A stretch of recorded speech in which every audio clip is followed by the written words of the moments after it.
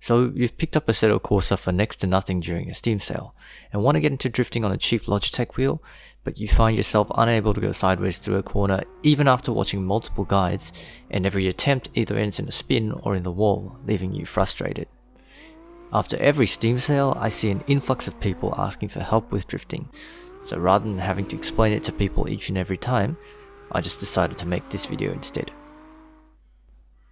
Firstly, let's get the wheel set up. You'll have to have two things installed: Custom Shaders Patch and Rasmus P's Lookup Table, or LUT.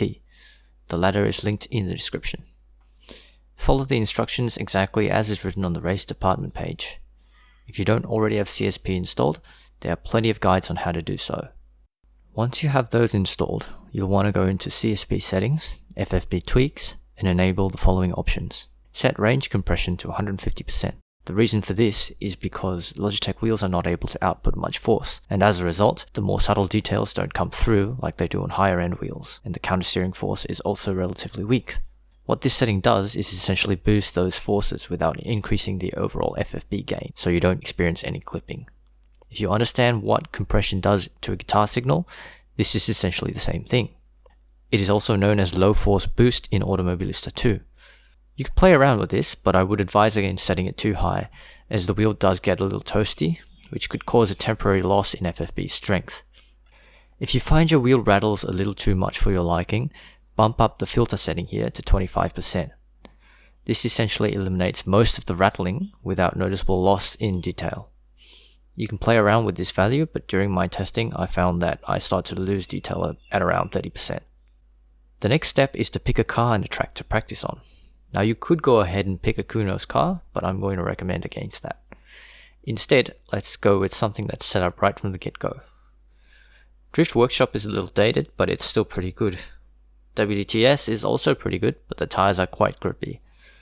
You'll probably want to avoid any of that Tando crap so as to not to form bad habits, but you do you. Ideally, you'll want to pick a car with enough power to get you through the corners and a long enough wheelbase for stability. Any of the Axe chassis fit the criteria perfectly, but if you have a car you really like, by all means stick to that. Next, we're going to want a track with nice easy flowing corners, like Usui. Alright, let's get started. Actually, before we get started, I'll need to get a quick disclaimer out of the way. No, I'm not a pro. No, I don't own a drift car. And yes, I suck. Okay, now let's get started. So to start off, you're obviously going to want to take it easy. Most other guides tell you to start doing donuts, and that's obviously what people do in real life because it's in a wide open space. But in a simulator, we can crash without consequences, so that means we can start on the toge straight away. As you can see, Usui has a lot of low speed 90-degree corners in the early section that make it perfect for learning throttle control, which is exactly how we're going to be starting out. So, what you want to do is approach each corner at a low speed, then power through. You can see me letting off the throttle after the car starts sliding, in order to regain grip and exit the corner pointing straight ahead. If you find you grip up too soon, apply throttle to extend the drift. Make sure to grip the wheel lightly so you can feel how it wants to rotate, then let it rotate. It helps to ease it along due to its relatively slow rotation speed. But you want to make sure you don't grip the wheel with your thumbs around it to avoid injury. Instead, place your thumbs on the rim pointing upwards. Once you've gotten the hang of it, we can move on to corner entry. Feel free to practice donuts to further improve your throttle control. As you may know, there are multiple ways to approach a corner: handbrake entry, clutch kick, feint or Scandinavian flick, and there are various factors involved when deciding the best way to approach a corner. That being said, I find it best not to think of them as separate techniques, but rather as different tools you can use in tandem to perform the task as best as you can. Despite what you may have heard some people say, using the handbrake isn't cheating. It's merely a tool in your arsenal. Yes, it makes things a lot easier, but that's not a bad thing. In fact, the handbrake is an essential part of error correction and making your drifts flow smoothly. And depending on how narrow the road is, or if you're one lane drifting, there's usually not enough room to flick. So try not to get into the mindset of avoiding handbrake use, but rather using the tool that's best for the immediate situation. After all, we have much less control over the car when it is sliding, so it is important to make use of every tool available in order to maximize control. If you're still awake by now, let's just cut to the chase. You'll want to start by approaching a corner faster than before, at an angle, then flick the car sideways. Like before, try and point the car straight when at corner exit. The first corner here is perfect for this. Once you've got that down, we're going to try to link at least 2 corners. When transitioning, you'll need to be able to feel when the rear of the car starts to grip up.